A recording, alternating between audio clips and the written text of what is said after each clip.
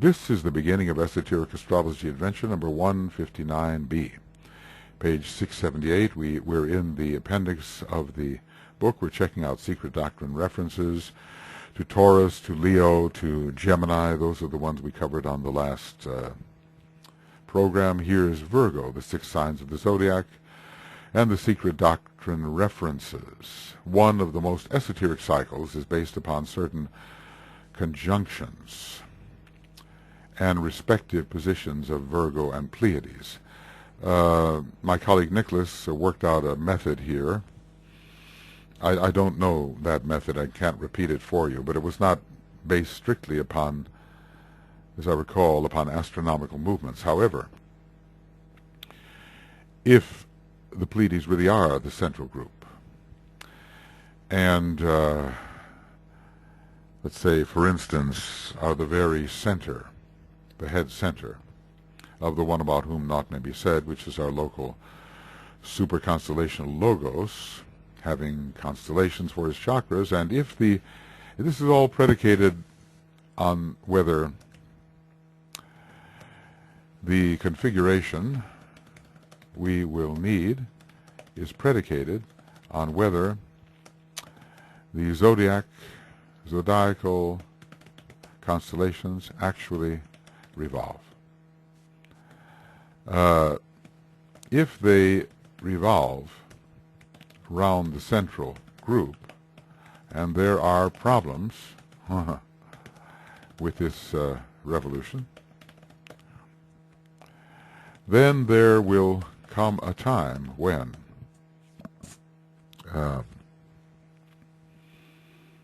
looking through the constellation Virgo, we will see the Pleiades rather than, as we do now, looking through the constellation Taurus. Of course, all this depends on our position. Whether we saw the Pleiades and the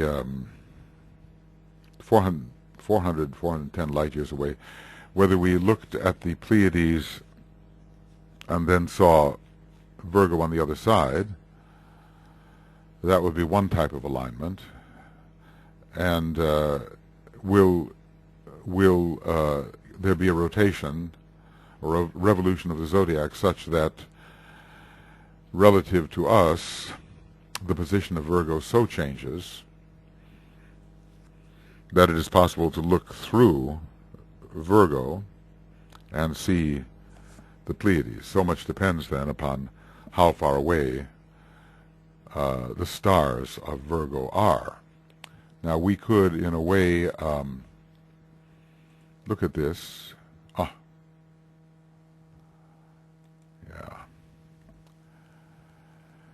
Going to be upload errors when I'm doing a lot of things at the same time, I think. So when we look here and we say Spica or Spica,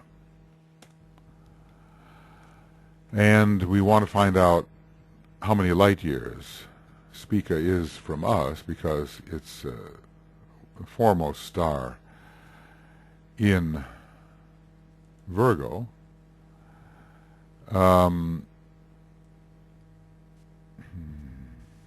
distance 260 light years. Well, in that way, our particular constellation is our particular constellation, our 7 solar systems, of which ours are one, are outer, are farther away from the Pleiades than Spica is. We'd have to look at all the stars. See, this is the problem. Can constellational integrity be preserved? In other words, can stars hold their constellational configuration as they are rotating or revolving around a center? And we'd have to have differential movements of these stars, and they might be beyond natural law. In any case, let's just suppose we don't know how long a revolution of the zodiac around the Pleiades could occur, but we do know, because if the stars would move with Spica, we could look through Virgo, because it would be closer to the Pleiades than our sun is in our solar system. But excuse me, there are excuse me, so many things to consider, including the rate of revolution of our system of stars, our 7 solar systems, or just even considering our sun. In a way, there would have to be a faster period for the zodiacal constellations, because if Spica is any example, then it would be closer in towards the Pleiades, and we all know when we look at our solar system that the period of Venus is faster than the period of the Earth, and Venus is slower than the period of Mercury, and so forth. The closer you are into the center around which you are rotating, or rather revolving, the faster your period. So the sun would have a slower period, so the zodiacal period would have to be under 250,000 years. Well, that's fine in a way, except that let's take a look at Antares.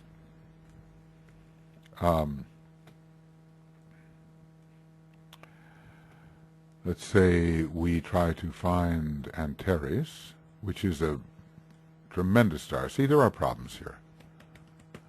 Antares. And disambiguation, that's not what we want. We want the star Antares. Star, okay, Antares. All right. Well, and here are some of it. It shows you how big Antares is.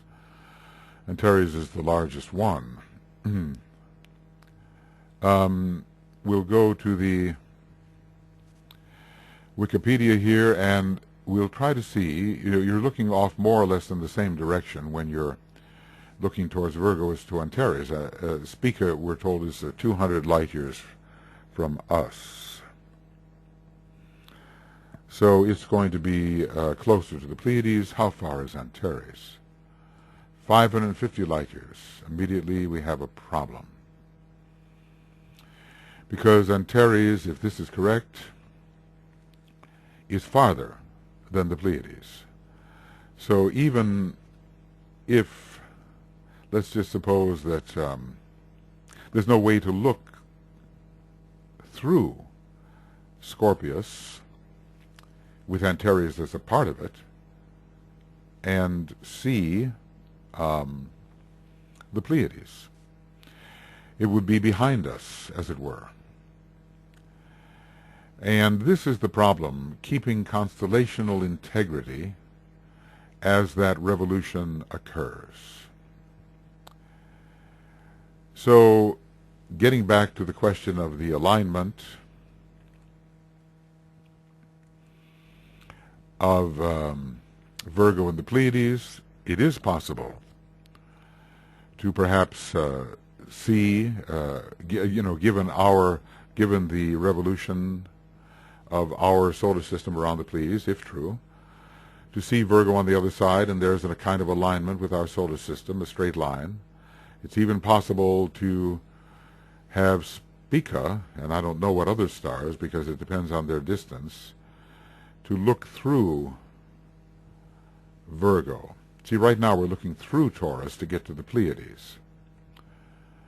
And it almost seems, we would say, whether then our particular constellation, the 7 solar systems, of which ours is one, is generally farther out than the zodiacal constellations. But as we've just seen, if we want to include Antares with Scorpius, the constellation Scorpius, we are not farther out.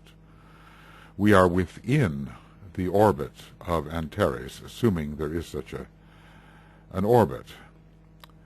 And we would have to look at the positions of all the stars of the zodiacal constellations to see whether they are within a circle through which we can look to see the Pleiades and therefore be in alignment, or whether they are on the other side of us. Of course,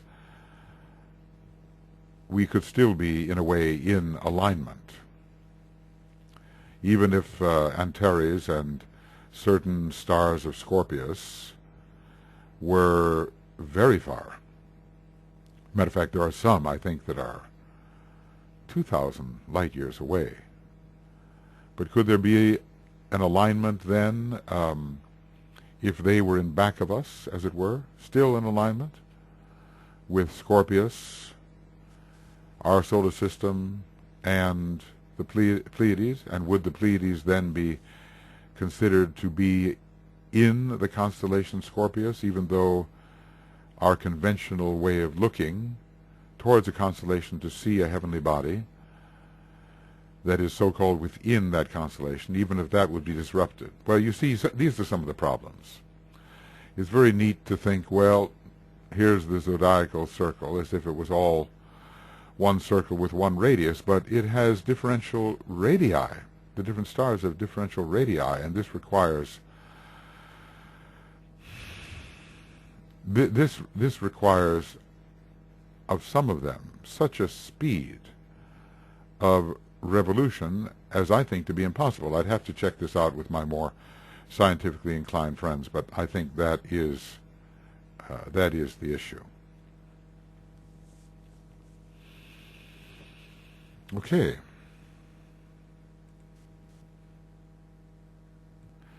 I think we can see that the assertions of esotericism have to be checked against the facts as we can understand those facts. Now, these are not necessarily the assertions of the masters, but of students of esotericism, like myself, for instance, and others of my colleagues, who come up with certain theories. And maybe even Kepler was such a student of esotericism in his own way. He certainly had Platonic views with his crystal spheres, and there may be something to salvage there. I think he was dealing with Platonic solids in relation to the orbits of the planets around the sun. There may be something esoteric to salvage, but we have to be very careful to check all such assertions and see if they, given what we know at the present time, have the possibility of being true. We've already seen that trying to understand these esoteric alignments of Virgo with the Pleiades could present problems. Maybe fewer problems than the alignment of our solar system and another constellation with the Pleiades. Given the idea of the revolution of our solar system around the Pleiades, we would see it through or against the background of other stars. Now, maybe we usually see something. See, this is interesting. I just realized this, that if we see it through a constellation, we also would look beyond the Pleiades and find yet another constellation, so it would be aligned with its opposite constellation as well. We'd have to have, in a way, it would have to be behind us. If looking at the Pleiades we were to see only one constellation, as it is now. Let's see how far away Aldebaran may be. Aldebaran in Taurus. It's also a supergiant star. Amazing size, but diminutive when compared to Antares, isn't it? Let's look here and see the distance. It's 65 light years. It's close. So, since we're looking at Aldebaran in the direction of the Pleiades, were we to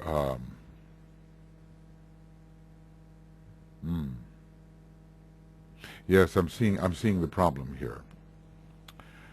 Scorpius, in a way, would be to our side, or it's into the back of us as the observer. So there's no telling. See, that's the interesting thing. Scorpius would be behind us as we look towards Taurus. So it seems that we are in the middle of the zodiacal circle, as it were. Some constellations are, as it were, in back of us. Some are before us as we look at the Pleiades. When it would come time to look at Scorpius, we might find it far on the other side of the Pleiades.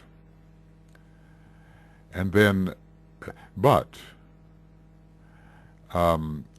since Antares is towards the Pleiades, as we look towards it now, when Scorpius would be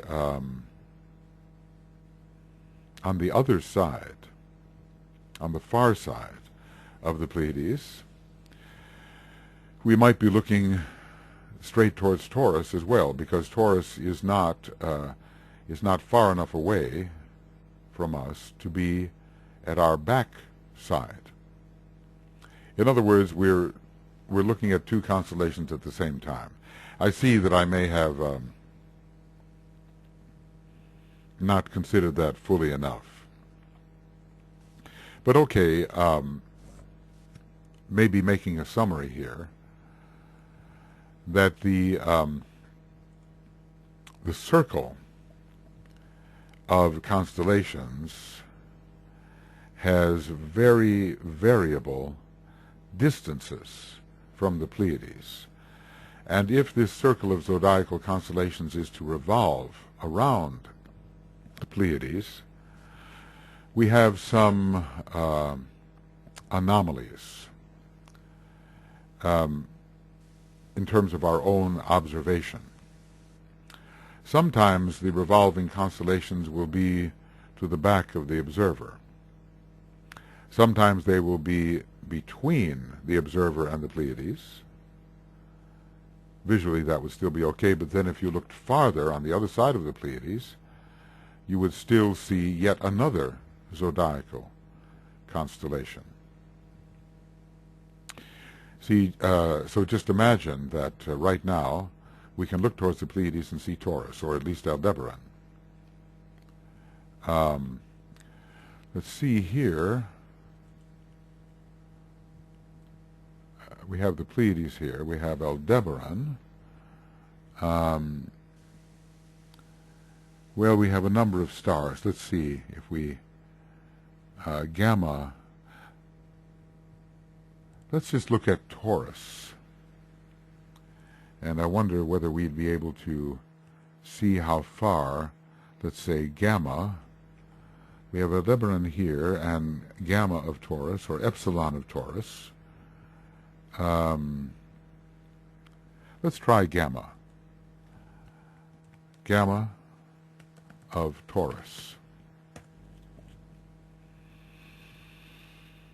So, there's a star in the constellation Taurus, Gamma Tauri. And how far away is it?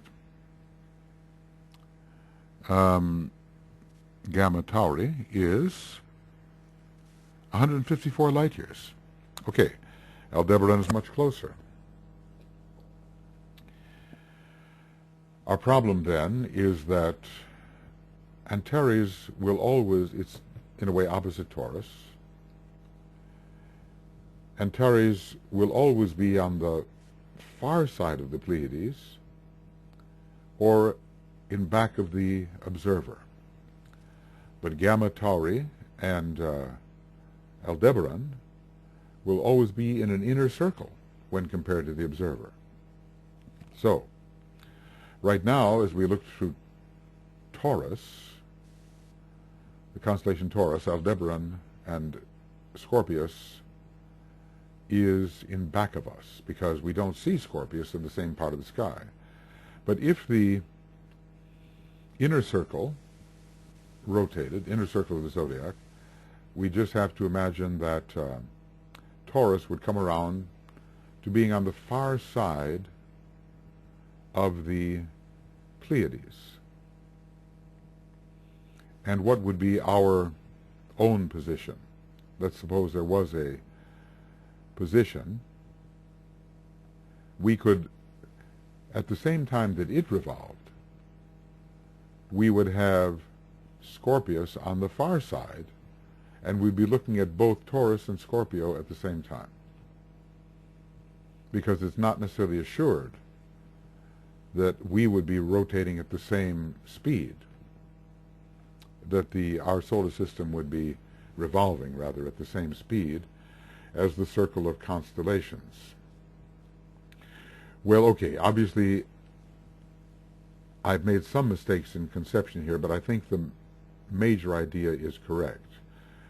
That to get a consistent speed of revolution of the entire belt of zodiacal constellations is a great difficulty because of the radius, the radii of different stars in those constellations. In other words, the radius from the Pleiades to different stars. Generally speaking, when you look at a radius, a shorter radius will have a faster period. A longer radius, a slower period. If you look at our solar system, the problem here is that if that holds up, and the stars of a constellation which are closer to the center, the Pleiades, will have a faster period than those that are farther, then we're not going to be able to preserve constellational integrity.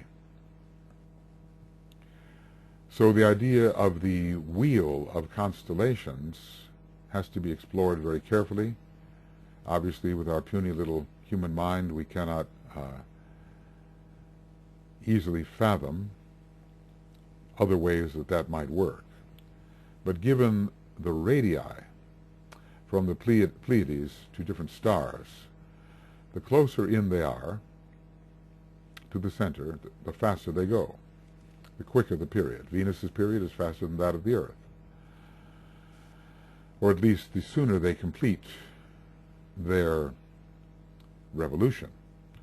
Whether there's actually a difference in the speed of their own rotary motion, let's just put it like this. If Pluto were to complete its period in the same time as the Earth, completing its period, how fast would Pluto have to be moving? Too fast, I suppose, for natural law. And thus it would go for the stars. So I know this is a technical matter, and please forgive any mistakes I may have made in this, but you can understand that when you look at the zodiac of constellations, the stars are at all different radii from the center, even within the same constellation. So having the stars of the same constellation move at the same speed to maintain constellational integrity is just about an impossibility. Take a look at Scorpius.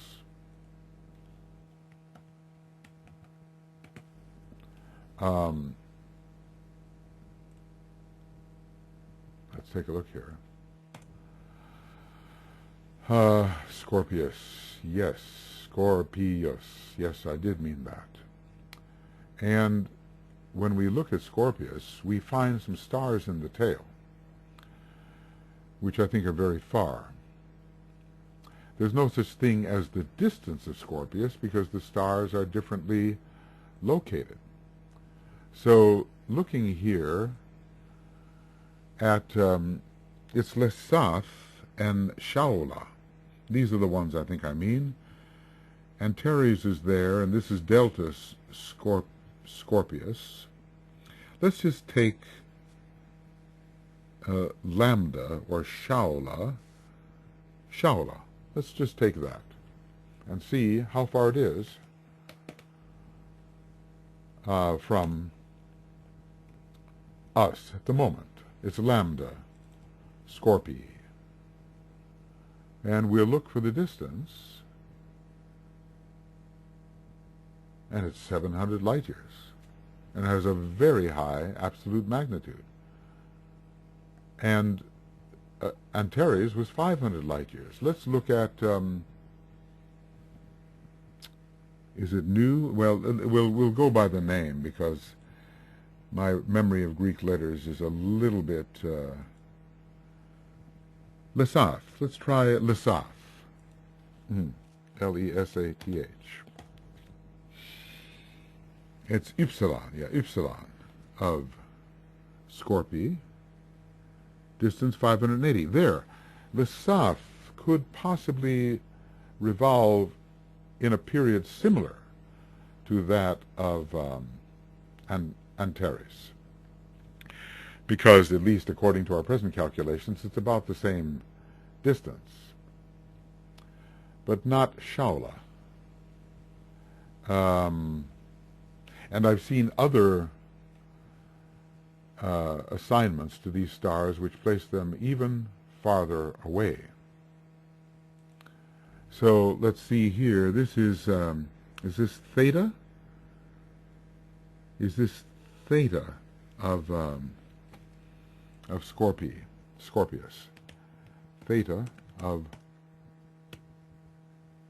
no. I don't want the theta state. Theta Scorpius. Theta Scorpii. It's simply called Theta of Scorpii, and here it is. Nice for them to locate that for us. 300 light years. Okay. A tremendous luminosity, But so does Lesaf, even more so.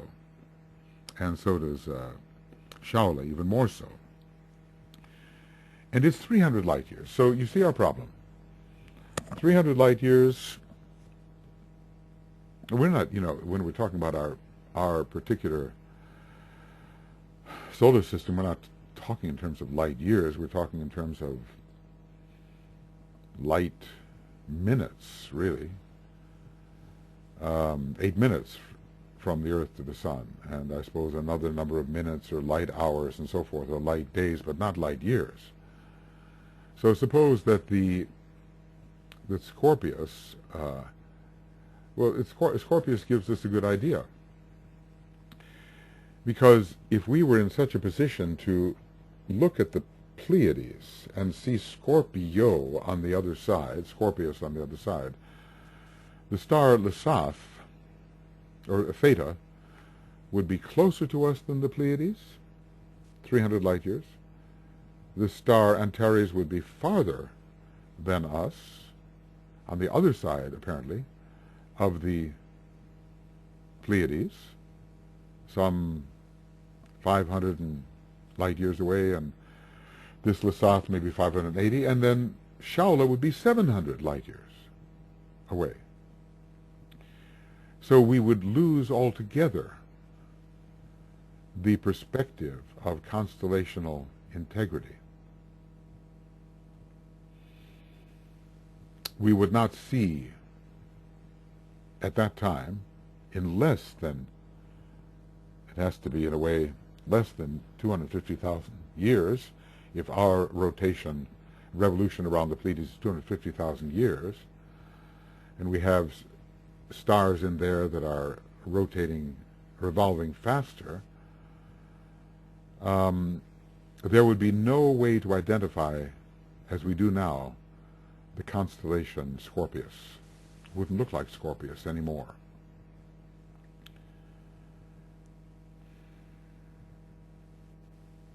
This is assuming that that wheel of the constellations does revolve. Well, chakras revolve. So are we dealing with some kind of inner revolution? And stars move. They have their proper motion. They have their driving forward through space. They do move. Well, I'm not an astronomer, but, a few things occur to me about the problem of oversimplifying the pattern, saying, okay, Pleiades are the center.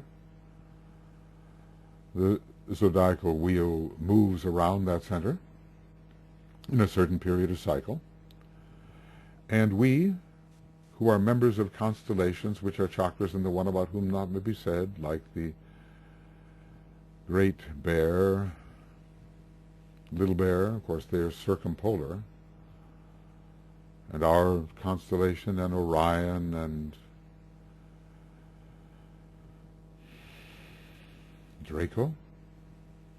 Anyway, that our constellation revolves around this center, and so it has its own period, and so do the other constellations have their own period around the center. It's too simple a view, and we run into anomalies which cannot be immediately explained. I worked this out once with Melvin Artley, I think, and we, in order to preserve constellational integrity,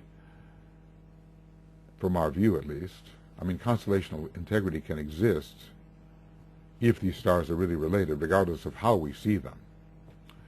But in order to preserve the constellational integrity, we had some far-out zodiacal stars revolving at abnormal speeds around the center.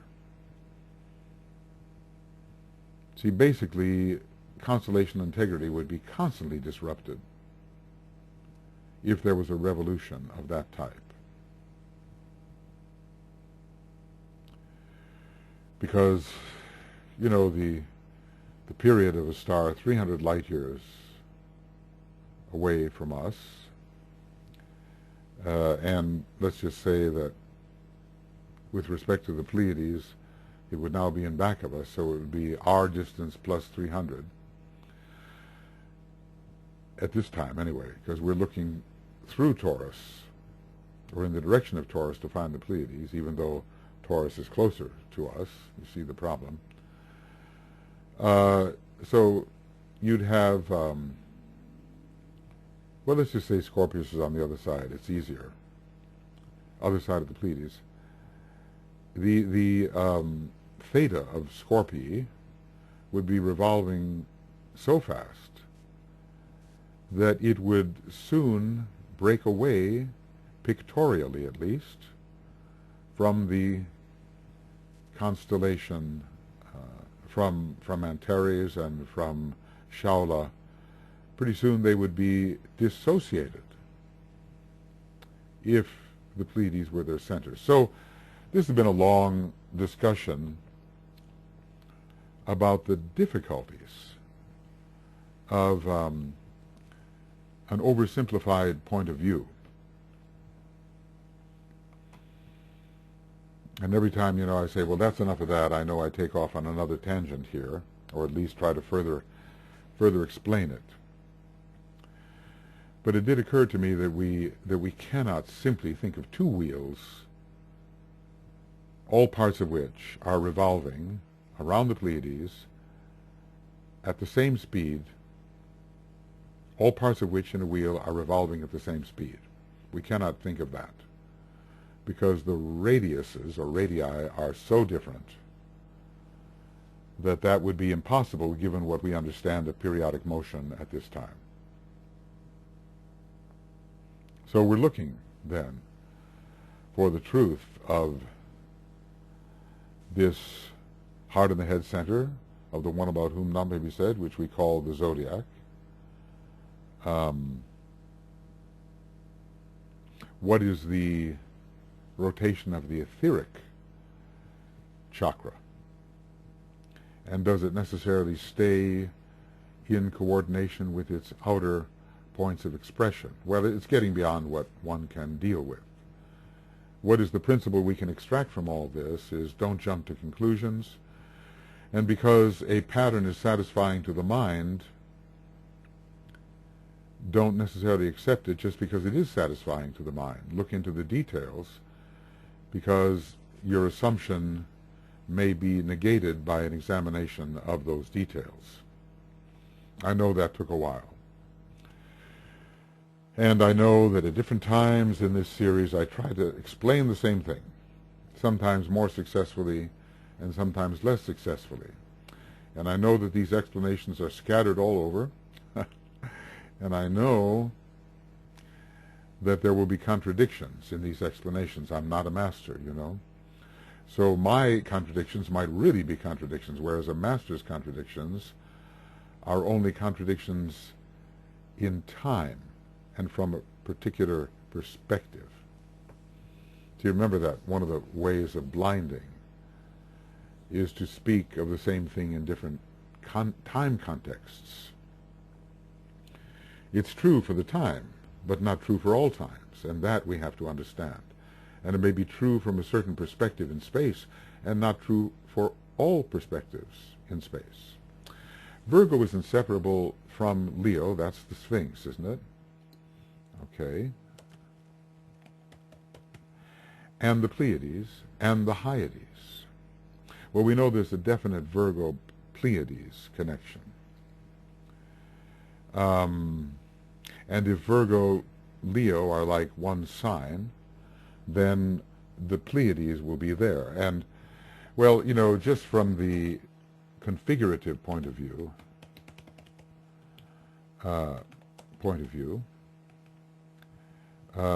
the Hyades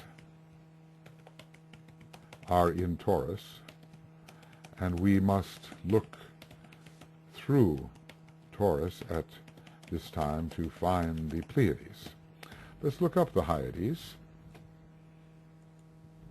Hyades, Hyades. And here, I suppose, is it's a star cluster.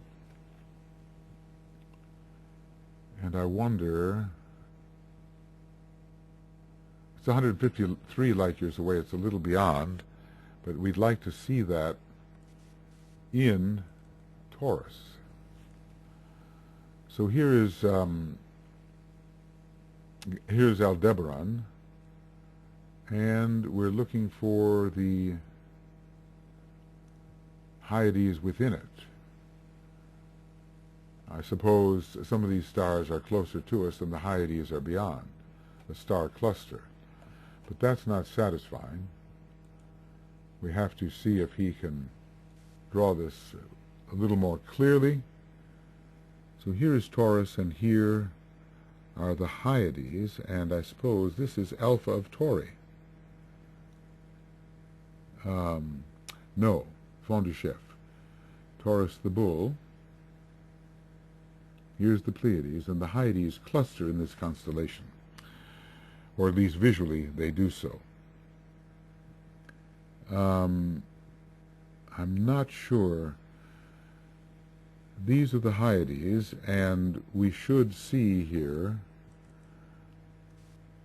we go. Here's Aldebaran. Here are the Hyades, not especially visible. But you notice that we have to look through Taurus in order to see the Pleiades. Let's see, maybe each one of these. Here's that group of Hyades. They have a lot to do with water.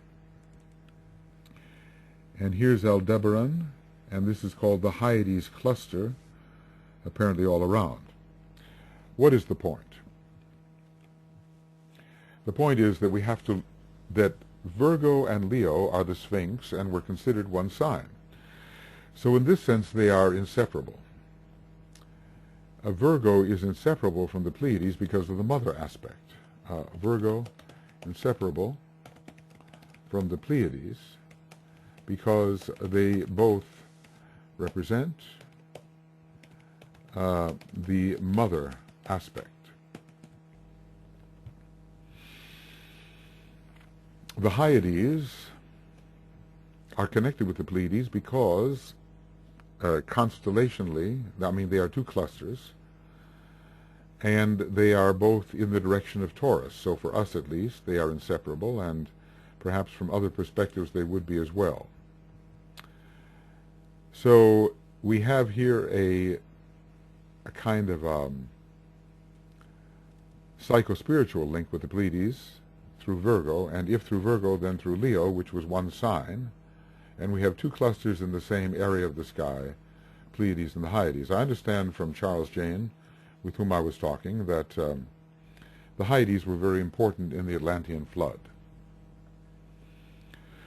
because they tend to be associated with water, with flooding, with tears, and so forth. So probably there was some kind of emphasis upon that cluster. Let's see here if we can understand a little bit about them. The nearest open cluster to the solar system and one of the best studied of all star clusters. Okay. And the four brightest member stars of the Hyades are all red giants that began life as A-type stars.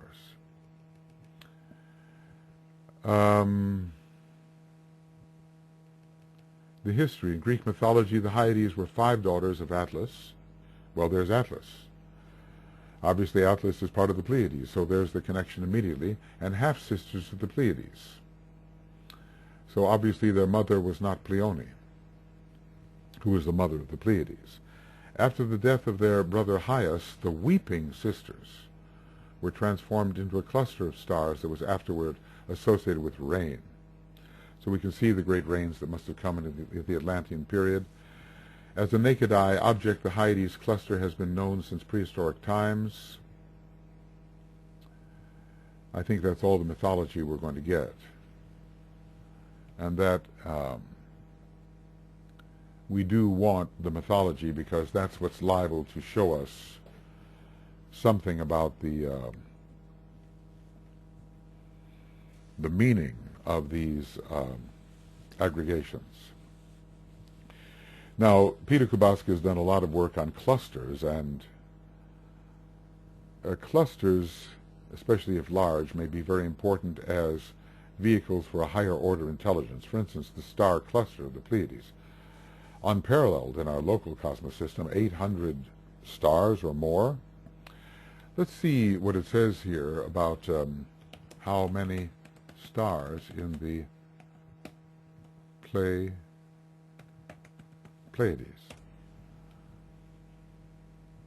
Okay, famous for the 7, the Pleiades, the brightest stars. Let's see if we can find this. We may or may not. I mean, it does emphasize mostly the major Pleiades. And as stated, distance 390 to 400 light years. But how many stars are there? Let's see, we'll try it one more time.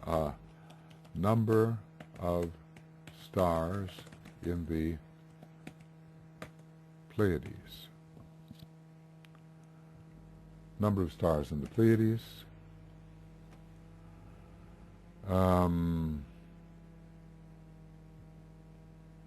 Maybe this is not going to be the place where we can find that.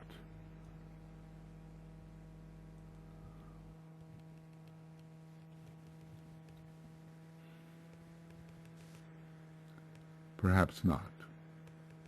But there are hundreds. The total mass combined in the cluster is estimated to be about 800. Look at this. This is really important.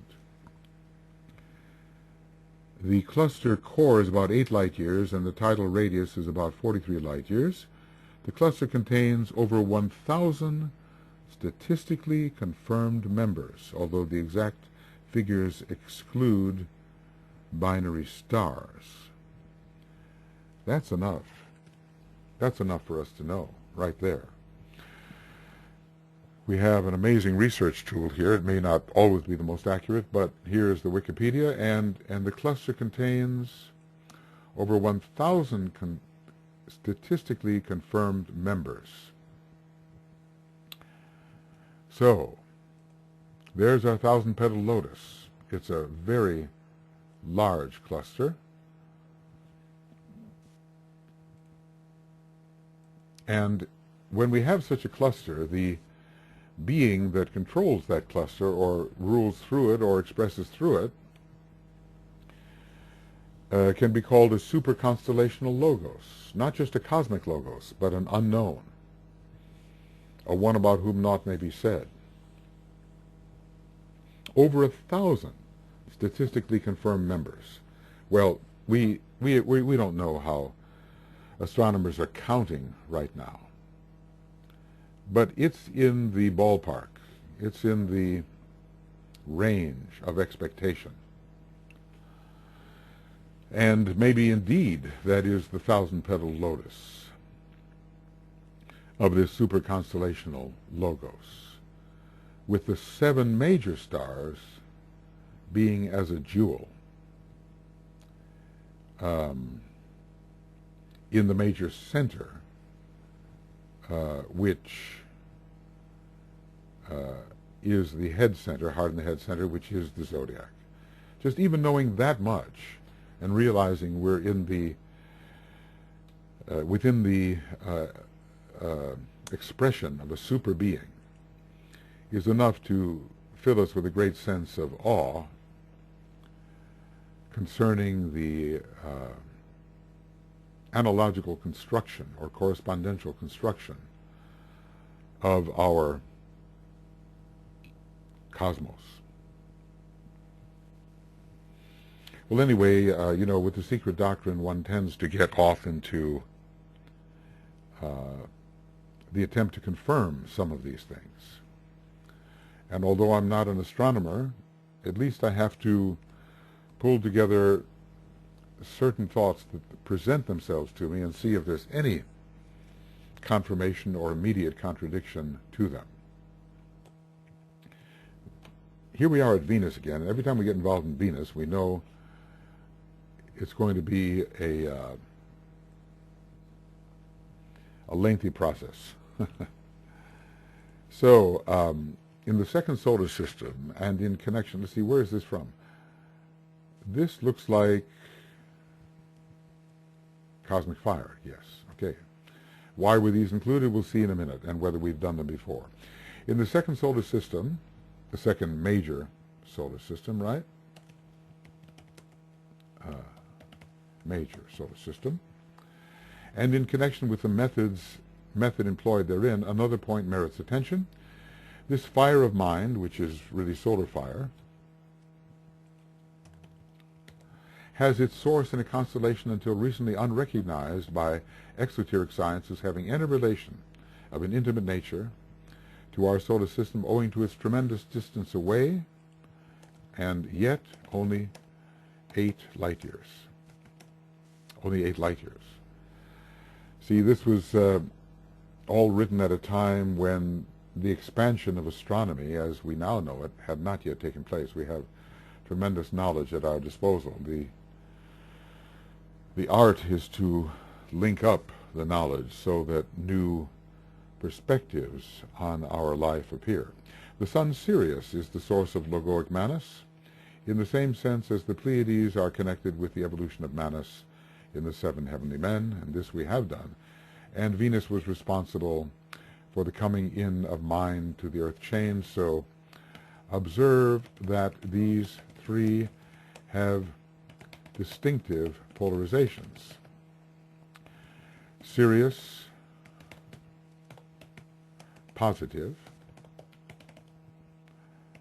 polarized, Pleiades negatively polarized to the heavenly men, and Venus negatively polarized to Earth in a masculine incarnation. Each was a primary to the other, even though the polarization was different, or was the agent which produced the first flicker of consciousness in the particular groups involved. Well, of what type of consciousness? Is this a kind, are we speaking of a kind of cosmic individualization? In every case, the method was that of a slow evolutionary growth till the consciousness suddenly blazed forth owing to the interposition of force, apparently from an extraneous source. Well, very interesting.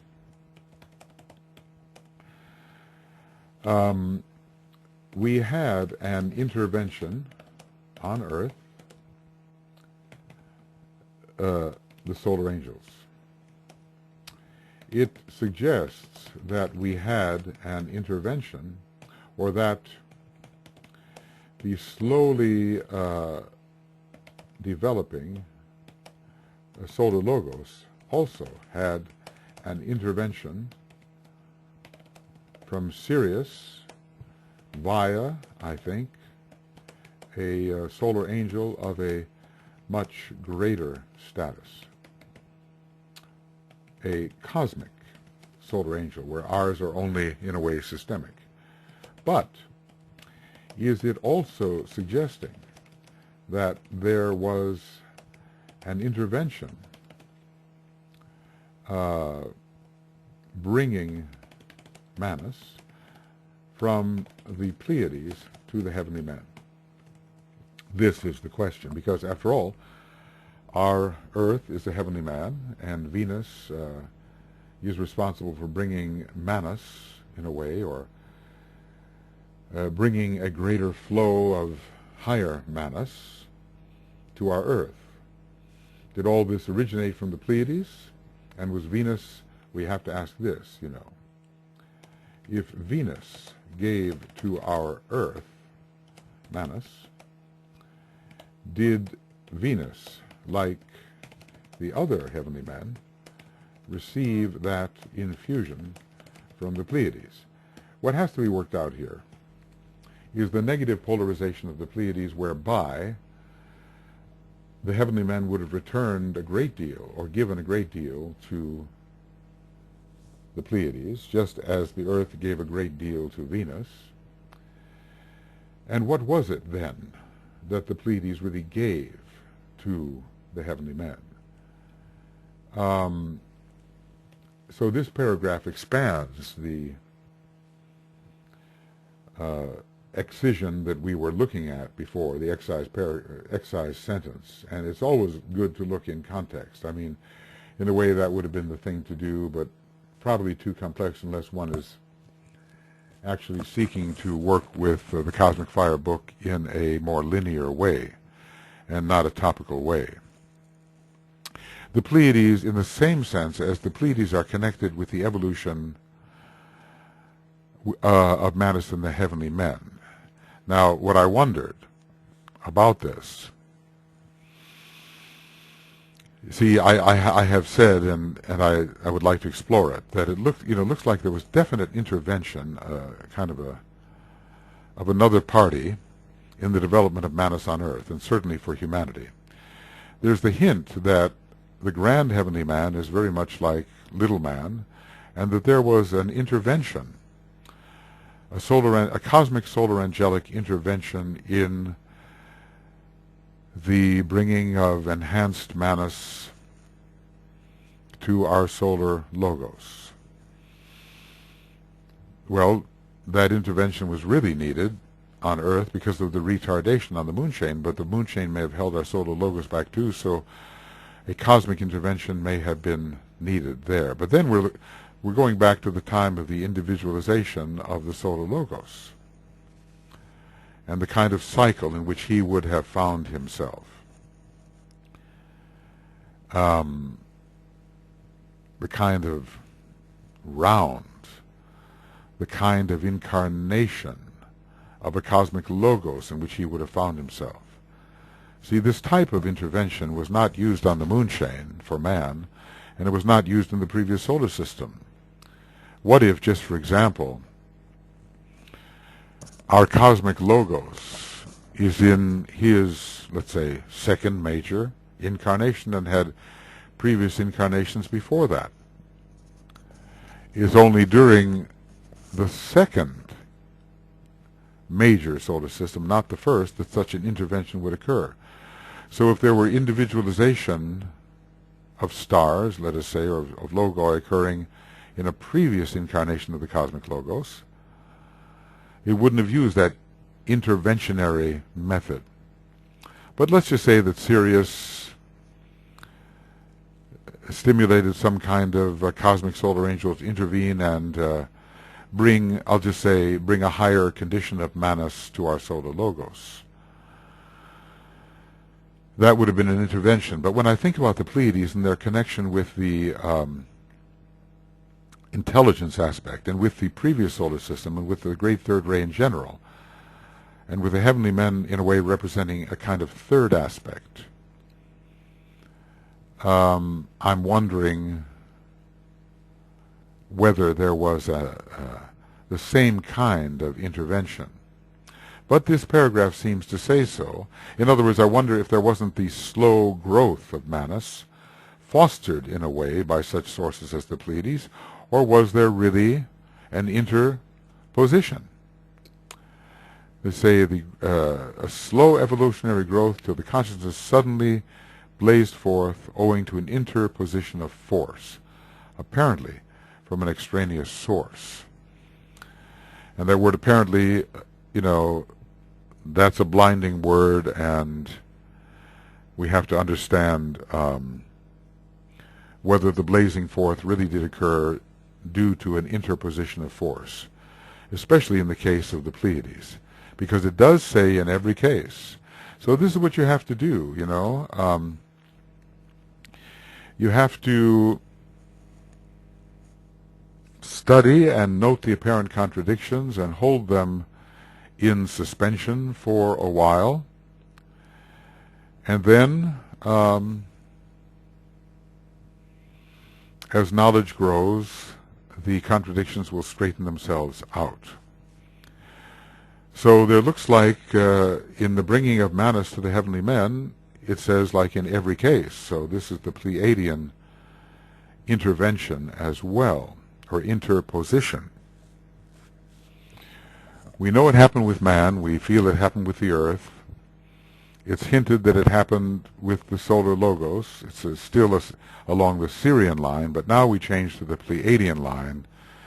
And it seems to say that an interposition or an intervention did happen there as well, even though the Pleiades is so connected with the third aspect. And when we have third aspect systems, it doesn't happen that way. It happens more through slow growth and not through some act of sacrifice or grace. Well, we're getting there. I think we are there.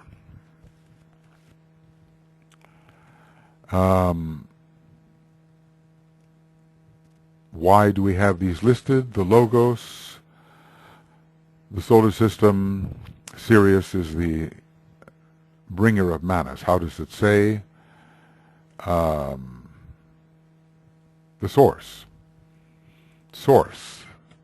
of Manus. And maybe we mean a kind of cosmic individualization, we might mean.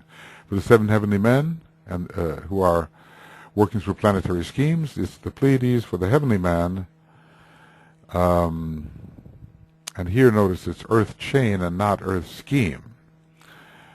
Note, earth chain and not earth scheme. So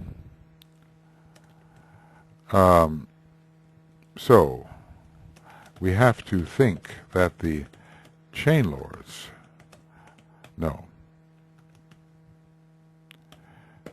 chain lords are heavenly men also. And we have to wonder, when he uses a term like heavenly man, does he apply it to the logos of a planetary scheme? He seems to. But note the term earth chain, which seems to be one of the 7 manifesting chains in the earth scheme, and he calls that the heavenly man. And we would think Venus, yes, would contribute to that.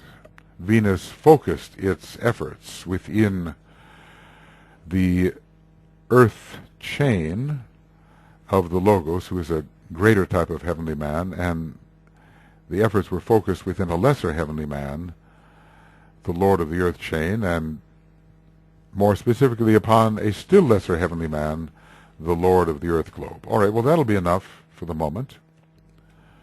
And we'll say that this is the end of Esoteric Astrology Adventure, number 159B, page 680.